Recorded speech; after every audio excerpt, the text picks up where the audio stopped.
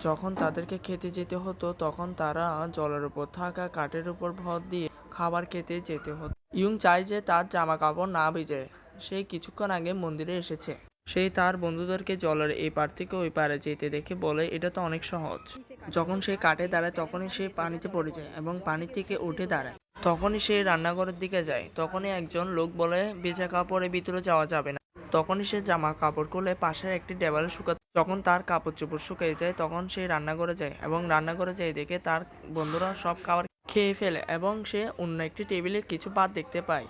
সে ভাত খেতে যায় এবং এখানে একটি সিনিয়র এসে খাবারের প্লেট উল্টে দেয়। পেট ভরতে হলে নিজের পরিশ্রমে পেট ভরতে হবে। সিনিয়র অং তাকে একটি চ্যালেঞ্জ দেয় এবং তাকে এই বাসমান কাঠের উপর ব্যালেন্স করতে হবে, পাশাপাশি বাটিতে থাকা ভাতও খেতে হবে। কিন্তু ছেলেটি ব্যালেন্স করতে পারে না, আবারও জলে পড়ে যায়।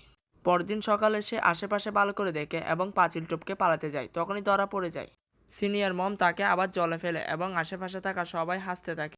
সেই দিন ছেলেটি ঠিক করে অনেক হয়েছে আর না। রাতকে যখন সবাই ঘুমিয়ে পড়ে তখন সে কাঠের দুইটি বালতি নিয়ে ব্যালেন্স করতে পারে না, বারবার পড়ে যায়। আবার উঠে দাঁড়ায় এবং অনেক পরিশ্রমের পর সে আস্তে আস্তে বালতির উপর ব্যালেন্স করতে শিখে যায়। সবাই মনে করে সে আজও জলে পড়বে, কিন্তু সবাইকে অবাক করে দিয়ে সে জাম্প করে করে এমনভাবে মনে হয় যে সে উড়ছে। সিনিয়র মং এই সবগুলো দেখে কাঠের দড়িগুলো খুলে কাঠগুলা খুলে দেয় এবং রাস্তা আরো কঠিন হয়ে যায়। সিনিয়র স্টুডেন্টরা এটা পার করতে কষ্ট, কিন্তু ছেলেটিও চেষ্টা করে। সে আবার পড়ে যায়।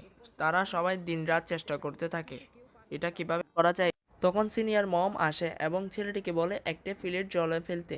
জলে ডুবে যায় এবং সিনিয়র মম তাকে বলে তুমিও এভাবে ডুবে যাও, এবং তিনি প্লেটটি আলতোভাবে জলে ছুঁড়ে মারল এবং সেটি ওই পারে চলে যায়। ছেলেটি এটা দেখে বুঝে যায় তাকে কি করতে হবে। সে রাতে সেখানে আবারও যায় এবং সেখানে ভালোভাবে প্র্যাকটিস করতে থাকে। তখন তার সিনিয়র মম্পের কথা মনে পড়ে এবং হালকাভাবে পা রাখো, যদি পড়ে যাও আবার উঠে দাঁড়াও, যদি পড়ে যায় সে আবার চেষ্টা করো। এভাবে সেই পাতলা কাঠটি পার করে যায়।